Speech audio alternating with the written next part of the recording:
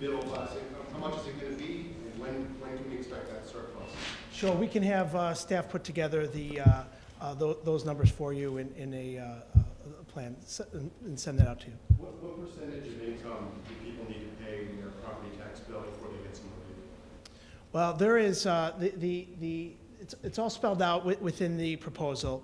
The circuit breaker portion of this legislation is going to allow for middle class relief, direct relief for middle class New York State residents. And at a time when New York State has the unfortunate distinction of being the highest property taxed state in the entire nation, it is absolutely essential that as a comprehensive package, we put forward legislation that addresses a cap on municipalities' ability to tax local residents, but also to alleviate the unfunded mandates with a 4-year moratorium on any unfunded mandates coming out of Albany to localities, but also specific property tax relief for middle-class residents throughout the state. Have you submitted the bill?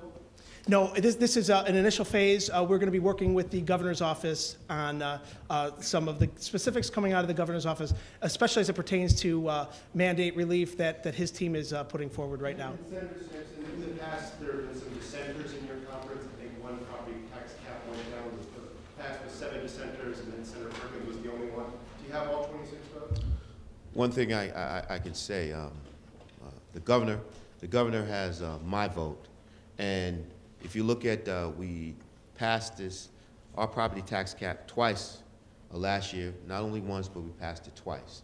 And everyone realizes here in New York that property taxes are just too high. People are being priced out of their homes. Something has to be done. You know, serious and direct action needs to happen now. And this is why we move forth. We are working with the governor because he understands that. He has gotten the message from the people in the state of New York.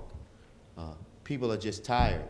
You know, everybody talks about, you know, rent being too damn high, but property taxes are too damn high. I was wondering, could I ask some specifics on the bill, or lack of bill, I guess? Plan. I guess nobody's really put out a bill yet, the governor or you guys. But you appear to go farther on exemptions. You include state-mandated social services. I don't think the governor proposed that before. I'm wondering what that does to your 2% number, and especially when you throw in capital expenditures. Doesn't that kind of blow that number out? Well, I could tell you this, that the governor has a mandate team, mandate relief team, that is literally meeting today and throughout the next weeks and months that will be putting forward concepts to help alleviate the unfunded mandate burden on localities, municipalities, towns, villages throughout New York State. And we, as individual senators and as a conference, will be looking at those mandate relief concepts and incorporating them into legislation, responsible legislation, to help alleviate the highest property tax burden in the nation throughout New York State. I guess what I'm asking is, have you run any numbers that if you include these three rather large categories, what that would do to your 2% number? Well, there is the out that is provided with the capital expenditures, and within the concept of the plan calls for the people of the municipalities that will be impacted by the legislation ultimately to have the final say. And if the people within the municipalities feel as though they would like to see their municipality taxed at a higher tax rate than the property tax cap, then it would have to come from a vote of 60% of the electorate. And do you address in any way loophole by localities that maybe need to revow or re-estimate the property values as a way to get around? Well, the burden, the tax burden on middle-class families will be alleviated through the circuit breaker. And ultimately what's going to happen is middle-class families will feel a direct, immediate relief based upon personal income from the state rather than solely based on the percentage of property value. Senator, can you talk a little bit more about how you plan to fund the circuit breaker? You said through a budget surplus. We have a deficit. I mean, Through the surpluses in out years, through the mandate reform that we are putting forward within the next 3 to 5 years, the cost estimates are that $1 billion worth of savings will be made over that time. That savings will be invested directly into a property tax relief for middle-class families across New York State. For the next 3 or 4 years of 10 to 12, $20 billion. How are you going to pay for this when we're still running deficits? Well, understanding that we are in a fiscal crisis today, understanding that there are changes that need to happen across New York State, starting in Albany, that are going to affect middle-class, hardworking families across the state.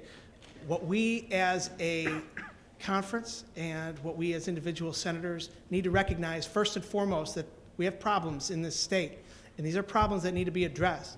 And the only way we are going to change the direction of New York State government and the highest tax burden in the entire nation is by understanding that there is an absolute need for a property tax cap. This legislation addresses the property tax cap. It addresses the absolute necessity of mandate relief, and it addresses specifically the burden that's been unfortunately placed on middle-class New Yorkers across the entire state, and it gives them direct relief from their property taxes. Running deficits, how are we going to, you said this would be funded through surpluses. If we're running deficits for the foreseeable future, how do you pay for it? We are at a crossroads this year, and we will be making decisions within state government that is going to affect not only the cost burden placed on middle-class families across New York State this year, but in future years.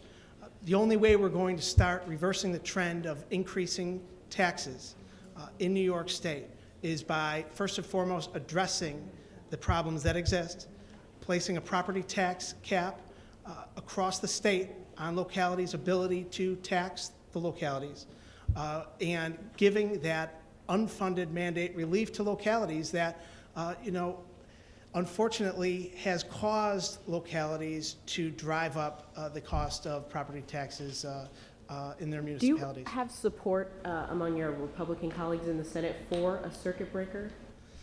Have you talked to any of them about it? I can tell you that the support that we are going to be working on getting is going to be across party lines. It's going to be within both the Democratic Conference, the Republican Conference, in the New York State Senate, in the New York State Assembly, don't have it as right well now. as the governor's office. This is the initial plan. We will be working aggressively to implement it, and we'll be working aggressively to gain support on it. Last question. Speaking of unfunded mandates, one thing that the Monroe County executive proposed the other day was to have the state assume Medicaid costs. Is that something that New York State can afford to do right now? I think everything's on the table. I think we as state leaders need to have everything on the table to alleviate the property tax burden on localities. And the decisions that we're making here in Albany need to be aggressive, they need to be responsible. And we need to look at those unfunded mandates, the impact that it has on local governments, and make the changes that are necessary to alleviate property tax burden that it's the highest in the nation across New York State, especially specifically to the middle class and working families. What changes like the tribal amendment, talk of freezing it, maybe suspending it? The governor has a mandate relief team, and that mandate relief team is going to be coming up with solutions in the near future. I'm sure that we will be addressing a wide variety of mandate relief across the spectrum. There's tax, extending it is on the table. Is that on the table for you as well? We're waiting for the governor's budget. We're going to see what the governor basically delineates in his budget with respect to cuts, and decisions will be made about issues that we need to confront. So until that time, our conference is open waiting for the governor's proposal, and at that point in time, we will act accordingly. Thank you very much. That's-